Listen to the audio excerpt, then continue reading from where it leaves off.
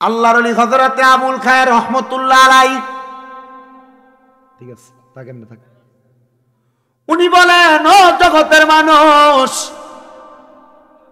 আমি আবুল খায়ের রহমাতুল্লাহ আলাইহি প্রত্যেকদিন নামাজ আদায় করতাম। নামাজ আদায় কইরা আমি আমার আল্লাহ তাআলার কাছে দোয়া করতাম, আল্লাহ আপনি আমার দুনিয়া এবং আখিরাত দুইটা জায়গা ভালো করে দেন। যদি আমার দুনিয়া এবং আখিরাত দুইটা জায়গা ভালো হয়ে যায়, তাহলে আল্লাহ আমি দুনিয়াতেও শান্তি পাবো, আখিরাতেও শান্তি পাবো। হযরত আবুল খায়ের রহমাতুল্লাহ আলাইহি বলেন, একদিন আমি আমার আল্লাহ তাআলার দরবারে যোহরের নামাজের আগে, সূর্য ওঠার পর থেকে সূর্য ডুবার আগ পর্যন্ত একটা নামাজ আছে, নফল নামাজ, যেটাকে সলাতুল দুহার নামাজ অথবা চাষতের নামাজ বলে। আবুল খায়ের রহমাতুল্লাহ আলাইহি বলেন, আমি দুহার নামাজ আদায় করতেছিলাম, চাষতের নামাজ আদায় করতেছিলাম। এমন টাইমে আমি আল্লাহু আকবার বলে নিয়ত বান্দার সাথে সাথে হঠাৎ করে আমার পেছন থেকে আওয়াজ আসতেছে, দেখো আল্লাহর বান্দা নামাজ আদায় করে, তার নামাজ তো আল্লাহর কাছে কবুল হয় না। আমি এই কথা চিন্তা করে হঠাৎ করে যখন আমি আমার কানে আওয়াজ শুনতে পাইলাম, আমি আবার 2 রাকাত সলাতুল হাজতের নামাজ পড়লাম। সলাতুল হাজতের নামাজ, আমি সলাতুল হাজতের নামাজ পড়ে আল্লাহ তাআলার কাছে বলতে চাইলাম, আল্লাহ আমি সলাতুল হাজতের নামাজ পড়েছি, ওগো আল্লাহ আজকে 2 মাস নাকি আমার নামাজ কবুল হয় না, আমি নামাজ পড়ি, আল্লাহ এত কষ্ট করে নামাজ পড়ি, আমার নামাজ যদি কবুল না হয় তাইলে আমি এত কষ্ট করে নামাজ পড়ে কি লাভ হবে? হযরত আবুল খায়ের রহমাতুল্লাহ আলাইহি বলেন, ও জগতের মানুষ, ও দুনিয়ার মানুষ, তোমরা শুনো রে, আমি যখন আল্লাহ তাআলার কাছে সলাতুল ইস্তিসকার নামাজ আর হাজতের নামাজ পড়ে কাঁদতেছিলাম, এমন টাইমে আমার আল্লাহ তাআলা জানায়া দেয়, আবুল খায়ের তুমি যে নামাজ আদায় করো, জানুনি রে, তুমি যে মসজিদের মধ্যে ইমামতির দায়িত্ব পালন করো, এই ইমামতির দায়িত্ব পালন করতে যাইয়া তুমি বিভিন্ন ঘরের মধ্যে বিভিন্ন খাবার মুখে দাও, এর মধ্যে অনেক হারাম করে দাও, হারাম টাকা তোমারে খাওয়ায়, আরে হারাম টাকার সম্পদ তোমার পেটে যাওয়ার কারণে আল্লাহ তাআলা তোমার ইবাদত কবুল করে না। মনে রাখবেন বাবা, আপনি যদি সুদ খান, আপনি যদি ঘুষ খান, আপনি যদি পরের হক খান, অথবা এগুলা যারা খায় তার ঘরে যদি আপনি খানা খান, তাহলে আপনার পেটের মধ্যে আর আপনার দেহের মধ্যে যে রক্ত তৈরি হবে, এই রক্ত দেহের মধ্যে চলবে, প্রচলন থাকবে, আর এই রক্ত দেহে থাকলে আপনার ইবাদত আল্লাহর কাছে কবুল হবে না। কারণ ইবাদত কবুল হওয়ার প্রধান শর্ত হলো হালাল খাবার খাওয়া, হারামকে পরিত্যাগ করা। আবুল খায়ের বলেন, এরপর থেকে আমি কারোর ঘরে কোনো খাবার খাই না, আমি আল্লাহ তাআলার ইবাদত করতে থাকি। যখন আমি কোনো মানুষের ঘরে খানা খাই না, আল্লাহ তাআলার ইবাদত করতে থাকি। আমার আল্লাহ তাআলা আমার ইবাদত কবুল করে কিনা আমি জানি না। আমার খানার বড় অভাব, আমার কাছে নিজের বলতে নামাজের একটা মুসল্লা ছাড়া আর কোনো কিছু নাই, যেটা আমরা জায়নামাজ বলি। উনি বলেন, নামাজ পড়ার জন্য যে রুমাল আমি ব্যবহার করতাম, আমি দেখলাম যখন আমার কোনো খাবার নাই, হঠাৎ করে আসমান থেকে রহমতের বৃষ্টি পড়তেছে, আমি আমার নামাজের মুসল্লাটার মধ্যে রহমতের বৃষ্টিগুলা ধারণ করলাম। আমি এই বৃষ্টির পানি চাইপা চাইপা আমি 7 দিন পর্যন্ত ইফতার করতাম আর সাহারি করতাম। আমি আনা খানা পানি খাইয়াই রোজা রাখতাম, পানি খাইয়াই ইফতার করতাম। এমন ভাবে আমার পুরাটা সময় কাটছে। কিন্তু যখন 7 দিন হয়ে গেছে, 7 দিনের মাথায় আমার পেটের মধ্যে বড় ক্ষুধা। আমি চিন্তা করতে লাগলাম, এই ক্ষুধা নিয়ে বসে থাকলে হবে না। আমি জানি নবীজির উপর দুরূদ শরীফ আদায় করলে আল্লাহ তাআলা দোয়া সাথে সাথে কবুল করে। আবুল খায়ের রহমাতুল্লাহ আলাইহি বলেন, আমি দুরূদ শরীফ পড়তে লাগলাম, একবার 2 বার না, আমি বারবার দুরূদ শরীফ পড়তেছি। আমার শরীর ক্ষুধার যন্ত্রণায় এত ক্লান্ত, এত পরিশ্রান্ত, আমি কান্না করতেছি, হায় রে আমার পেটটার মধ্যে এত ক্ষুধা, আমি কেমনে ক্ষুধার যন্ত্রণা সহ্য করব? আবুল খায়ের রহমাতুল্লাহ আলাইহি বলে, আমি দুরূদ শরীফ পড়তে পড়তে যখন ঘুমায় গেলাম, হঠাৎ করে ঘুমানোর সাথে সাথে আমি লক্ষ্য করে দেখলাম আমার ঘরের মধ্যে নূরানি আলো চকমক চকমক করে জ্বলতেছে। আমি এমন আলো দেখাম, আমি ডাক দিলাম, কে গো আপনি, আপনারা কারা? হঠাৎ করে আমার সামনে বেলায়েতের সম্রাট হযরতে আলী কাররামাল্লাহু ওয়াজহু হাজির হয়ে গেছে। উনি আমারে ডাক দিয়া কয়, আমি কইলাম নবীজির প্রখ্যাত সাহাবী, আমার নাম হইল হযরতে আলী ইবনে আবু তালেব, আপনি কেন আমার ঘরের মধ্যে আগমন করলেন? উনি কয়, আমি একা আসি নাই, আমার সাথে নবীজির সাহাবী হযরত সিদ্দিক আকবর আসছে, আমার সাথে ওসমান জিন নুরাইন আসছে, আমার সাথে হযরত ওমর ফারুক রাদিয়াল্লাহু তাআলা আগমন করছে। এই জগতের মানুষের দলেরা শুনো রে শুনো, উনি বলতেছে আমি আগমন করলাম, দেখো এবার আবু বকর ওমর ওসমানের পাশে একজন নুরানি সুরাতওয়ালা মানুষ দেখা যায়, চিনুনি তারে চিনুনি? বলে তিনি হইল রাহমাতুল লিল আলামিন নবীজি। আবুল কার রহমাতুল্লাহ আলাইহি বলেন, ও দয়ার নবী, মায়ার নবী, রহমাতুল লিল আলামিন নবী গো, আপনি আমার এই ভাঙ্গা ঘরের মধ্যে হাজির।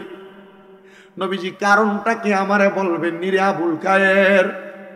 তুমি যে ক্ষুধার জ্বালা সহ্য করতে না পাইরা আমি নবীর উপর দুরূদ আদায় করতে করতে ঘুমায়া গেছো, তুমি কি মনে করছো আমি নবীর কোন উম্মত, আমি নবীর কোন আশিক দুনিয়াতে কষ্ট করবে, আমি নবী সেটা সহ্য করব? আবুল কায়ের রহমাতুল্লাহ আলাইহি বলেন, আমার নবী আমার সামনে আইসা নবীজির আফকান মুবারকের ভিতর থেকে নবী আমার একটা রুটি বের করলেন।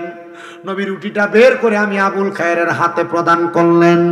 আমি ওই রুটিটা হাতে নিয়ে অর্ধেক রুটি চিবে খাওয়ার পরে আমি দেখলাম হঠাৎ করে আমার ঘুম ভেঙে গেছে। আমি স্বপ্নে দেখা হঠাৎ করে আমি আমার হাতে তাকিয়ে দেখলাম নবীজি ঘুমের ঘরে স্বপ্নে আমাকে হাতে যে একটা রুটি দিছে, আর বাকি অর্ধেক রুটি আমি খাইছি। অর্ধেক রুটি ঘুমের থেকে উঠার পর আমি দেখলাম আমার হাতে রয়ে গেছে।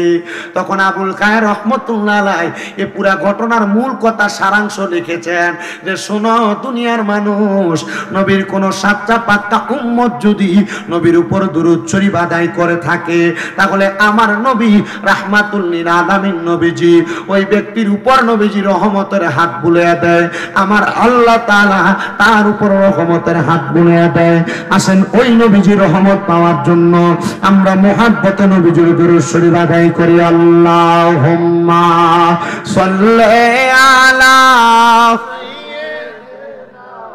মাওলানা মুহাম্মাদ ওয়া আলা আলি সাইয়্যিদ মুহাব্বতে মাওলানা দয়াল নবীজির ফসিনা মুবারক মেশকের চাইতে আরো সুঘ্রাণ, সাহাবীরা আতর রূপে করতেন তাহা ব্যবহার। আল্লাহুম্মা সাল্লি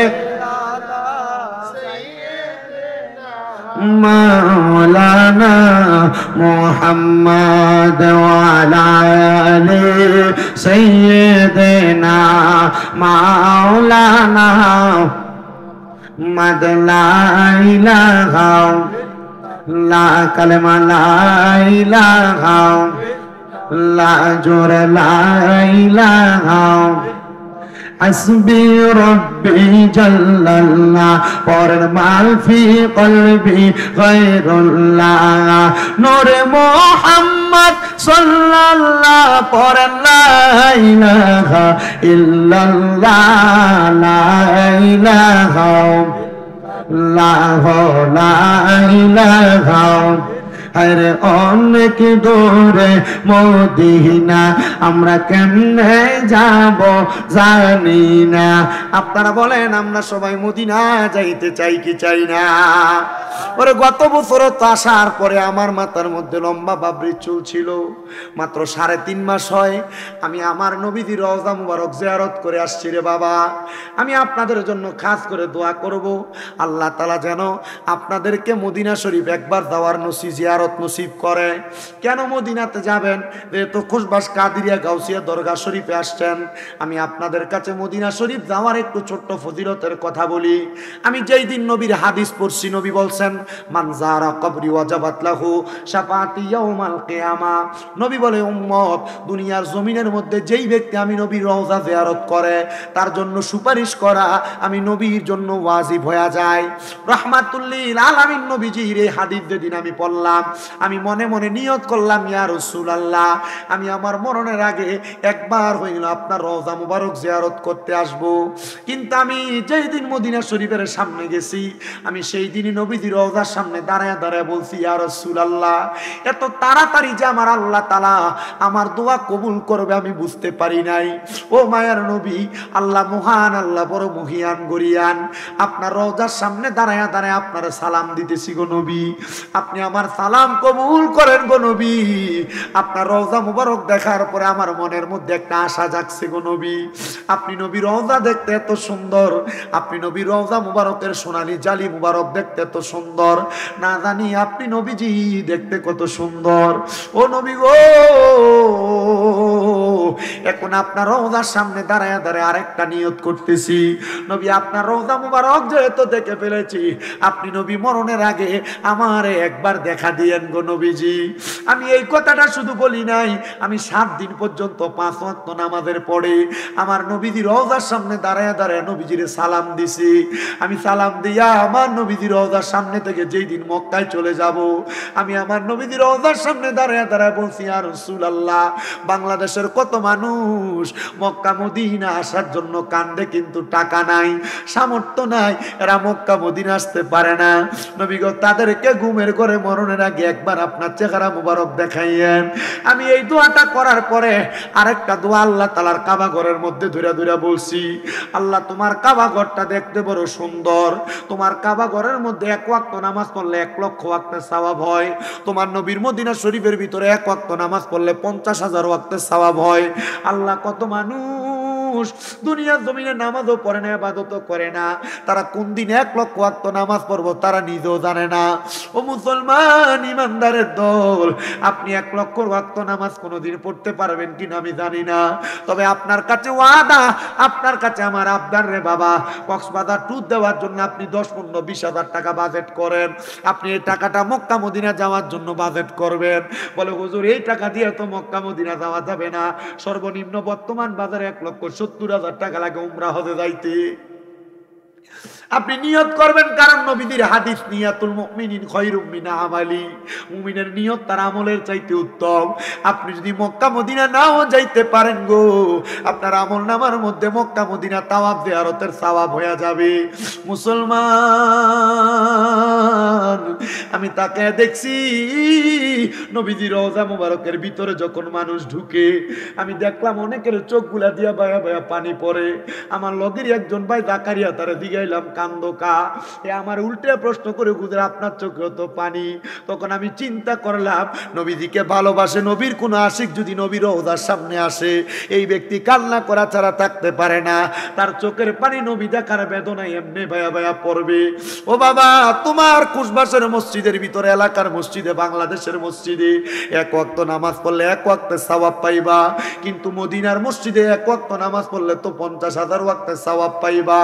আমি আবদার করি, 2-3 লাখ টাকা হইলে যারা জায়গা কিনা রাখেন, 1-2 লাখ টাকা হইলে যারা ব্যাংকে ব্যালেন্স তারে বাড়ান, আপনি টাকাগুলা না জমাইয়া মক্কা মদিনা যাওয়ার জন্য নিয়ত করেন। মনে রাখবারে মুসলমান, এই টাকা পয়সাগুলা জমাইয়া রাইখা মক্কা মদিনা যাইতে পারলে তুমি বুঝতে পারবা কত শান্তির জায়গা, কত আরামের জায়গা সোনার মদিনা। এজন্য আশিক তো সুরে সুরে লেখে, ভালোবাসার জায়গা মদিনা, ভালো লাগার জায়গা মদিনা, বলেন ভালোবাসার জায়গা মদিনা, ভালো লাগার জায়গা। কেউ মদিনা ভালো লাগে না আপনাদের? যদি ভালো লাগে মোহাব্বতে পড়েন, ভালো লাগার জায়গা মদিনা, ভালোবাসার জায়গা মদিনা, বলেন ভালোবাসার জায়গা মদিনা, ভালো লাগার জায়গা মদিনা। আইরে এত সুন্দর জায়গা কোথাও দেখি না, এত সুন্দর জায়গা কোথাও দেখি না, সাজিয়েছেন দয়াল রাব্বানা, ভালোবাসার জায়গা মদিনা, বলেন ভালোবাসার জায়গা মদিনা, ভালো লাগার জায়গা মদিনা। মদিনা শরীফে নূরের খাজিনা, মদিনা শরীফে নূরের খাজিনা, আশিক ছাড়া অন্য বোঝে না, ভালো লাগার জায়গা মদিনা, বলেন ভালোবাসার জায়গা মদিনা, ভালো লাগার জায়গা। এ দুনিয়ার মুসলমান, ওই মদিনাতে এত বরকত, মদিনা শরীফের ভিতরে প্রবেশ করলে দেখবা তোমার কাছে বড় ভালো লাগে, বড় শান্তি লাগে। মদিনা শরীফের কেবলা বরাবর হাতের ডান দিক দিয়া 310 নম্বর গেট দিয়া 10 মিনিট সামনে হাঁটলে মা ফাতেমার বাড়ি। এটার একটু সামনে গেলে নবীজির ইন্তেকালের পরে যে পানি দিয়া নবীরে গোসল দিছে, বীরে গার্স নামক একটা কূপ আছে সেই জায়গায়, এটা পাড়ি দিয়ে একটু সামনে গেলে আল হেজাজ এলাকা নবীর নানির বাড়ি। এটার পাশে একটা মসজিদ আছে, যে মসজিদের নাম কুবা মসজিদ। এই কুবা মসজিদের ভিতরে 2 রাকাত নামাজ আদায় করলে আল্লাহ তাআলা একটা বান্দার আমল নামার মধ্যে একটা উমরা হজের সওয়াব দেয়। আবার মদিনা শরীফের ভিতরে আসরের নামাজের পরে, ফজরের নামাজের পরে বাবে জিব্রাইল দরজা দিয়া বাইর হইয়া জান্নাতুল বাকি একটা গোরস্থান আছে। এই জান্নাতুল বাকি গোরস্থানের মধ্যে ফজরের পরে আসরের পরে ঢুকলে একটা ঠান্ডা বাতাস গায়ের মধ্যে লাগে। আল্লাহর কসম, এই বাতাস গায়ে লাগলে আপনার ঘুম চলে যাবে, আপনার শরীর প্রশান্ত হবে। এবার বলেন, যেই মক্কা যে মদিনাতে এত বরকত পাওয়া যায়, আমরা সবাই ওই মক্কা মদিনা যাইতে চাই কি চাই না? যারা যারা যাইতে চাই ডান হাত তুলে আমার আল্লাহরে দেখায়, আর জবান না খুলে একটা তাকবীর হবে, নারে তাকবীর। আপনারা জানেন একলা মানুষ আছেন, এটা কিন্তু বোঝা যায় না, একটু তাইলে তাকবীর লাগবে। তকির একটা করে তাকবীর দিছে, তকিরে কো পেকে গেছে, নারে তাকবীর, আল্লাহু আকবার, নারে রিসালাত, নারে গাউসিয়া, কাদেরিয়া গাউসিয়া দরগা শরীফ, পবিত্র উরুস মুবারক। তাহলে বলেন, মদিনা যাইতে চাই কি চাই না? যারা যারা মদিনা যাইতে চাই জবান খুলে মোহাব্বতে পড়েন, আরে দয়াল আল্লাহ দয়া করেন, দয়াল নসিব করেন মদিনা, লা ইলাহা ইল্লাল্লাহ, লা ইলাহা ইল্লাল্লাহ, লা ইলাহা ইলাহা ইল্লাল্লাহ মুহাম্মাদুর রাসূলুল্লাহ সাল্লাল্লাহু আলাইহি ওয়াসাল্লাম। যেহেতু বাবার আমরা একজন আল্লাহর ওলির দরবারে আগমন করেছি, আসেন জীবনের গুনার কথা স্মরণ কইরা ওই আল্লাহ তাআলার মোহাব্বত কইরা একটু মোহাব্বতে আল্লাহ তাআলার ইসমে জাতের জিকির করবেন। চক্ষুটা বন্ধ করে দিয়া আল্লাহ তাআলার জিকির করবেন, যেন আপনার আমার জীবনের গুনাহগুলো মাফ হয়ে যায়। মোহাব্বতের